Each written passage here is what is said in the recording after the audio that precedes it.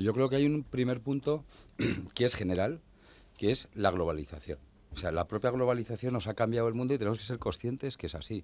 Incluso hay un punto fundamental que ha pasado este verano, que hasta el presidente de Estados Unidos en un momento dado dice, oiga, que yo ya no soy el líder del mundo como el presidente de Superman, se ha acabado. Es decir, estamos viviendo una fase diferente.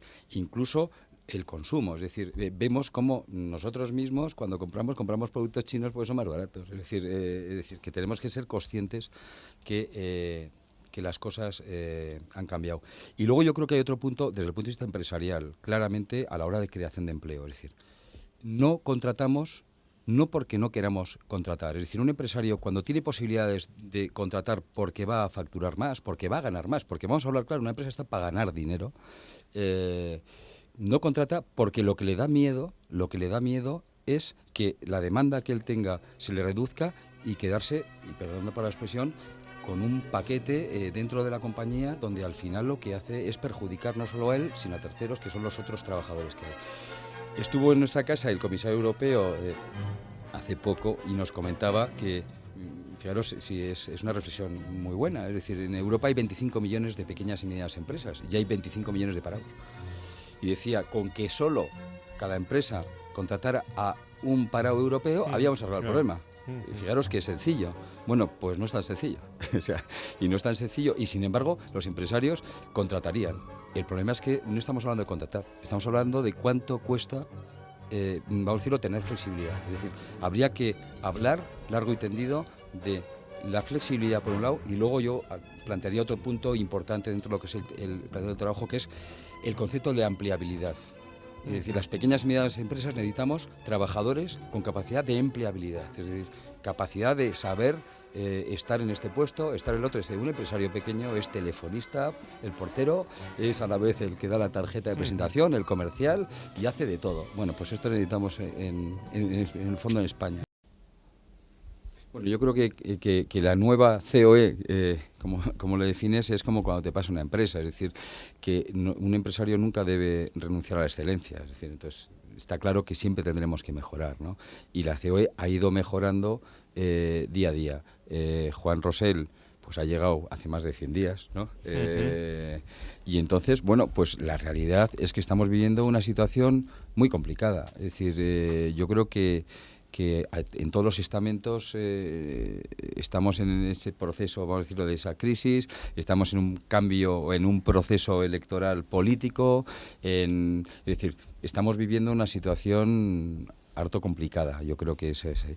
Y bueno, nosotros lo que estamos es poniendo ahora las bases, pero realmente recién puestas, vamos, de una COE que en el fondo lo que se plantea es que sea más participativa, y más libre, en el sentido de que la gente pueda opinar o pueda decir lo que tú estabas comentando antes para poder denunciar más cosas, por supuesto siempre tendiendo la mano al diálogo social, que es nuestra obligación por otro lado, y sobre todo con una capacidad de intentar aportar todo lo que podamos los empresarios como institución a este país, porque yo sí creo que si algo tenemos que darnos cuenta a todos, y cada uno en su puesto de trabajo, era un poco aquello que decía Kennedy, y ahora cada vez más claro, es decir, que somos capaces, o porque cada español no nos ponemos un poco más con un sentido de Estado y decimos, bueno, ¿cómo puedo yo hacer lo poquito que puedo hacer? Pero lo poquito que puedo hacer puede ser muchísimo, solo por cambio de mentalidad, ¿no? Bueno, vamos a ver, la COE como tal, como bien sabéis, es una confederación y por tanto está estructurada de una forma, vamos a decirlo de arriba abajo, más bien de abajo arriba, es una confederación. Por tanto, es decir, está desde las asociaciones de base, que van poco a poco subiendo, y por un lado van desde el punto de vista provincial o territorial o autonómico, y por otro lado van sectorialmente, el metal, las químicas. Bien, y luego está la estructura, vamos a decirlo, la cúpula, que es la COE. Bueno, es cierto que se está estudiando, creo que se está estudiando, todavía no se nos ha presentado, bueno, pues un plan estratégico de los próximos años. No se nos ha presentado, por tanto yo todavía no tengo opinión porque no lo conozco, ¿no?